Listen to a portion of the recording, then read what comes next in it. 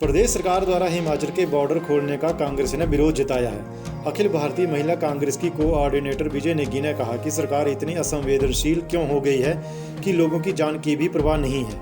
उन्होंने कहा, मैं हिमाचल सरकार के नई दिशा निर्देश को देख रही हूँ इंटरस्टेट आवाजाही के लिए, जिसमें इन्होंने केंद्र के सख्ती की वजह से हिमाचल में बाहरी राज्यों से आने वाले लोगों के लिए खुली छूट दे दी है, जिसमें एक ई रजिस्ट्रेशन के माध्यम से ही वो हिमाचल आ सकते हैं।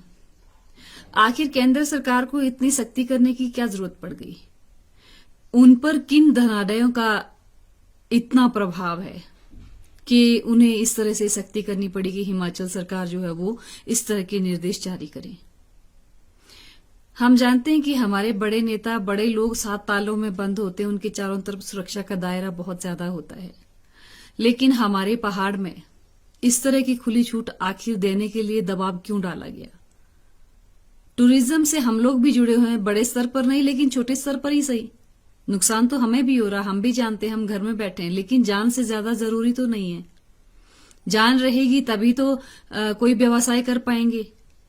आप सब जानते हैं कि हमारे पहाड़ में बहुत से दमे के मरीज हैं, शुगर के पेशेंट भी हैं, ब्लड प्रेशर से जुड़े हुए प्रभावित लोग हैं, और बहुत ज्यादा दमे के मरीज होने की वजह से आप सब जानते हैं कि अगर ये कोरोना का वायरस यहाँ पे आया तो क्या होगा। ना ही तो हमारे पास इस तरह के इंतजामात हैं, ना ही हमारे पास इस तरह की कोई प्रावधान हुए हैं कि हमारे लोगों को फिर अगर बड़े स्तर पर कुछ होता है तो बचाया जाए।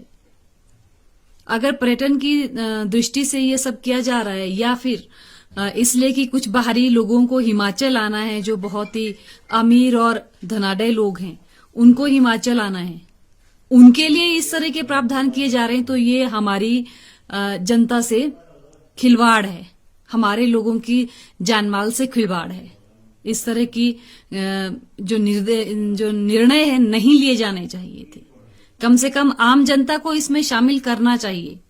हम लोग 3 महीने से घरों में बंद हैं। हम लोग 3 महीनों से क्यों घरों में बंद रहे? हम लोग क्यों अपने व्यवसाय को इस तरह से एक तरह से नष्ट ही कर रहे हैं? इसीलिए कि ताकि लोगों की जान बचे। हम लोग सरकार का पूरा सपोर्ट कर रहे हैं, जिस तरह की भी गाइडलाइन आती है उस पे हम अमल करते हैं। तो फिर अगर इस तरह का अमल इस तरह ही करना था तो फिर 3 महीने पहले आपने ये सब ड्रामा क्यों किया?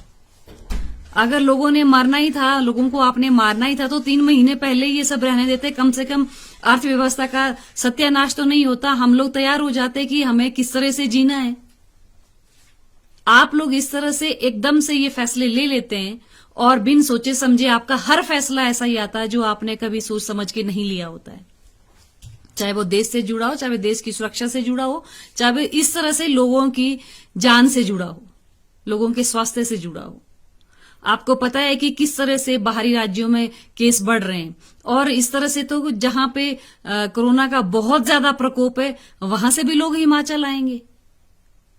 उनको रोकने का और उन पर चेक करने का आपके पास क्या ऐसा सोर्स है जिससे कि हमें इंश्योरेंस हो कि हमारे हिमाचल में, हमारे पहाड़ में कोई भी कोरोना पीड़ित नहीं आएगा? अगर एक भी, मैं अपनी छोटी सी जगह मनाली की बात करती हूं, अगर एक भी मरीज यहां पे दिखा और नजर आया, आपको पता है कि अब तो इसके सिम्टम भी नजर नहीं आ रहे हैं। अगर एक भी मरीज इस तरह का यहाँ है, आप नहीं जानते हैं कि आप कितनी बड़ी तबाही को जो है निमंत्रण दे रहे हैं। तो स्थितियां आपके हाथ में नहीं रहेंगी। आप गाड़ी नहीं खरीद सकते हो, आप नया होटल बना सकते हो, आप घर नया बना सकते हो, लेकिन इंसान आप दोबारा नहीं बना सकते। इसलिए आपसे हाथ जोड़ के विनती है कि जो ये निर्णय लिया है, इस निर्णय को हम जानते हैं कि हमारे लोगों का नुकसान हो रहा है, हमारा भी नुकसान हो रहा है, ठीक है, लेकिन इसकी क्या गारंटी है कि यहां पे कोई भी कोरोना पीड़ित नहीं आएगा?